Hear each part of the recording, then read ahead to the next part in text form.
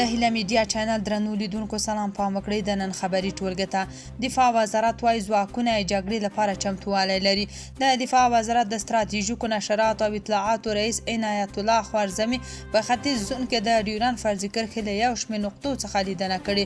د یاد وزارت لخوا په خپرې شوي ویډیو کې افغان ځواکونه وایي چې دوی د پاکستان د بریدونو پر وړاندې پوره چمتووالی لري.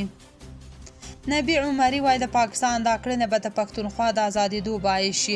د کورنۍ چارو وزارت مرستیال محمد نبی عمري د خوست ولایت د نوي والي پیژن غونډې ته په خپلو خبرو کې ویلي چې د پاکستان پوځي رژیم دا هر څه په خپله خوښه نه بلکې د ټرمپ لارښوونه ترسره کوي. هغه همداراز مصر کې ټرمپ ته د شهباز شریف له لوري بې حده چاپلوسي هم یاده کړې او په خبره یې کاش چې د مسلمان نوم نه وای ورپورې. د ښاغلي عمري په خبره فکر کوي چې په وروستي کړکېچ کې دا زمینه برابره شوې څو له پاکستان څخه د افغانستان نیول شوې خاوره چې ډیورند فرضي کرښه پرې تېره شوې بیرته ترلاسه کړي. هغه پاکستانیانو ته ویلي چې وډار شئ له هغه وخته چې موږ در باندې د یرغلګر فتوا صادره کړو. ښاغلی عمري زیاتوي ټي ټي پي نه موږ جوړه کړې نه موږ یې ملاتړ کړی او نه زموږ په وخت کې جوړه شوې ده.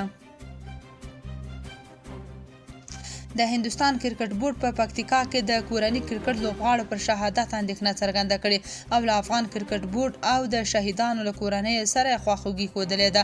د کرکټ نړیوالې شورا هم تازه په دې اړه یوه اعلامیه کې ویلي دغه راز تاوتریخوالی کورنۍ ټولنې او د کرکټ نړۍ له ځلیدونکو وړتیاوو محروموي. دا په داسې حال کې ده چې د پاکستان پوځي رژیم د تېرې جمعې په ورځ ناوخته د پکتیکا پر ارګون ولسوالۍ هوایي بریدونه وکړل چې د کورني کرکټ د لوبغاړو په ګډون ګڼ ملکیان پکې په شهادت ورسېدل چې په غبرګون کې افغان کرکټ بورډ پاکستان سره راتلونکي درې اړخیزې لوبې لغوه کړي.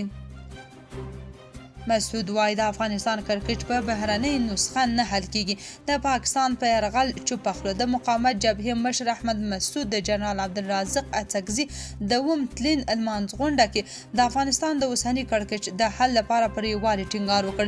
نوموړی زیاته کړه چې د افغانستان بحران په بهرنۍ نسخه نه حل کیږي او د یاد کړکېچ حل د افغانانو په لاس کې دی. احمد مسعود وویل په افغانستان کې د هر ستونزې حل زموږ په یووالي کې دی. په هیڅ بهرنۍ تګلاره هیڅ بهرنۍ نسخه کې زموږ د هیواد د ستونزې حل نشته. د افغانستان د ستونزې حل لاره زموږ خپل لاس کې ده. د افغانستان د ستونزې حل ستاسو مشرانو په لاس کې ده. نوموړی وایي د افغانستان د کړکېچ د حل او راتلونکي لپاره باید په یوه خوله او یووالي سره تګلاره جوړه شي.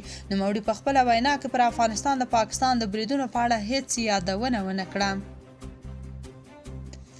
مسلم یار له افغانانو وغوښتل چې د پاکستاني پوځ د بریدونو پر خلاف سره یو موټی شي. د تیر جمهوري نظام پر مهال د مشرانو جرګې مشر فضل هادي مسلم یار د پاکستان لخوا په پکتیکا کې پر ملکي وګړو هوایي بریدونه غندلي او پر افغانانو یې غږ کړی دی چې د پاکستان د پوځ د بریدونو پر خلاف سره یو موټی او یو لاس شي. مسلم یار د پاکستان پوځ د کرایي پوځ په نوم یاد کړی او پر افغانانو یې غږ کړی چې دغه پوځ ته باید غاښ ماتونکی ځواب ورکړل شي. هغه ویل دا د ننګ وخت دی پنجابي کرایي پوځ ته باید داسې تاریخي شکست او غاښ ماتونکی ځواب ورکړل شي چې بیا د تاریخ په اوږدو کې پر افغان خاوره د برید زړه ښه نه کړي. پښتون وایي د پاکستان پوځ له لر او بر افغان ملت سره مخامخ جګړه پیل کړې. د پښتون ژغورنې غورځنګ غړی حنیف پښتون وایي د پاکستان پوځ له لر او بر افغان ملت سره مخامخ جګړه پیل کړې او له یوې مخې بې ګناه پښتانه افغانان په نښه کوي. هغه زیاتوي د ډیورند فرضي کرښې په اوږدو کې مخ په زیاتېدونکی تاوتریخوالی د پوځ سره د یوې لویې فاجعې د پېښېدو امکان زیاتوي. حنیف پښتون د جمعې په ماسخوتن په خپله اکس پاڼه وویل په ټوله پښتونخوا کې هره ورځ خلک قرباني کیږي او له کابله نیولې بیا تر کندهار او خوست پورې په تېره یوه اونۍ کې لسګونه خلکو ته مرګ ژوبله اوښتې او په وینا یې هره دویمه ورځ د پښتنو جنازې پورته کیږي. پښتون زیاتوي په دې مشکل او سخت وخت کې لر او بر افغان ملت د خپل حاکمیت او خپلې خاورې د عزت ساتنې له امتحان سره مخ دی. افغان ملت به انشاءالله چې په تدبیر او ملي یووالي سره د راپېښو ستونزو پر وړاندې درېږي او بریالي کیږي به. د نوموړي په وینا د افغان ملت ملي یووالی د پردیو پر وړاندې شریکه کرکه او د بهرني تیري پر وړاندې د خپلې خاورې دفاع هغه څه دي چې دغه ملت د هر زورور په مقابل کې بریالي کولی شي. متقي او عراقچي د وروستیو نښتو په اړه ټلیفوني خبرې وکړې. د بهرنیو چارو وزیر امیر خان متقي او د ایران د بهرنیو چارو وزیر سید عباس عراقچي د افغانستان او پاکستان ترمنځ د وروستیو نښتو په اړه ټلیفوني خبرې کړې دي. د بهرنیو چارو وزارت وایي چې دواړو لوري د پاکستان لخوا د افغانستان د حریم نقض په اړه غږېدلي دي. د بهرنیو چارو وزارت نن شنبه د تالي شپږویشتمه د یوې اعلامیې په خپرولو سره ویلي چې امیر خان متقي د افغانستان اصولي دریځ بیان کړ چې افغانستان د جګړې پهلوی نه دی بلکې په سر کې هم پاکستاني لور د افغانستان د حریم په نقضولو د جګړې پیلوونکی و. امیر خان متقي وویل چې نن د دفاع وزیر په مشرۍ په دوحه کې پاکستاني لوري سره خبرې کیږي او موږ خبرو ته په درنښت منتظر یو چې کومو پایلو ته رسیدلی شو. د بهرنیو چارو وزارت د ایران د بهرنیو چارو وزیر په حواله لیکلي چې نوموړي د دواړو لورو ترمنځ د خبرو د پیل له امله خوښي ښودلې او د ډیپلوماسۍ له لارې د مسألې پر حل ټینګار وکړ. سید عباس عراقچي د مذاکراتو او تفاهم له لارې د مسألې پر حل د ټینګار ترڅنګ له خپل اړخه د مرستې تیاری وښود چې د بهرنیو چارو وزیر لخوا مننه وشوه او ډاډ ورکړل شو چې عملاً خبرې روانې دي. اسماعیل یون وایي د شمشاد تلویزیون بندول عادلانه پریکړه نه ده.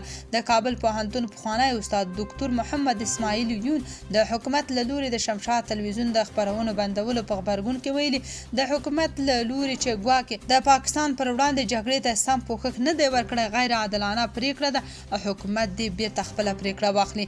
نوموړي زیاته کړې چې شمشاد تلویزیون له 2 لسیزو راهیسې د افغانستان د فرهنګ یو له ملي سنګرونو دی او د بهرنیو فرهنګي یرغلونو پر وړاندې ستره مبارزه کړې ده. ښاغلی یون ټینګار کوي چې افغان حکومت د شمشاد تلویزیون په تړاو خپله پریکړه بیرته واخلي او د یوې خپرونې پر سر د ټول تلویزیون بندول او تورونه پرې لګول غیر عادلانه پریکړه ده. ټرمپ وایي لا وختي دی چې اوکراین ته ټامهاک توغندي ولېږي. د امریکا ولسمشر ډونالډ ټرمپ وایي لا وختي دی چې اوکراین ته ټامهاک توغندي ولېږي او هیله لري چې تر هغې وړاندې وکولی شي له روسیې سره د سولې موافقت ترلاسه کړي. ټرمپ د جمعې په ورځ د تلې 25مه په سپینه ماڼۍ کې د اوکراین له ولسمشر ولادیمیر زیلنسکي سره د لیدنې پر مهال خبریالانو ته وویل هیله لرم چې موږ ورته اړتیا پیدا نه کړو. هیله لرم چې پرته له دې چې حتی د ټامهاک توغندیو په اړه فکر وکړو وکولای شو دا جګړه پای ته ورسو. ټرمپ همداراز د امریکا د پوځي چمتووالي په اړه د اندېښنو یادونه وکړه او ویل چې د اوکراین د دوامداره ملاتړونو لړۍ کېدای شي د امریکا دفاعي ظرفیتونه تر فشار لاندې راولي. کله چې له هغه وپوښتل شول که امریکا په خپله یوې جګړې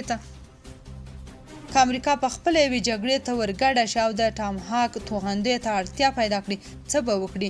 ټرمپ ځواب ورکړ دا په خپله یوه ستونزه ده. موږ په خپله ټامهاک توغندۍ او ډیرو هغو شیانو ته اړتیا لرو چې په تیرو 4 کلونو کې مو اوکراین ته ورکړي دي.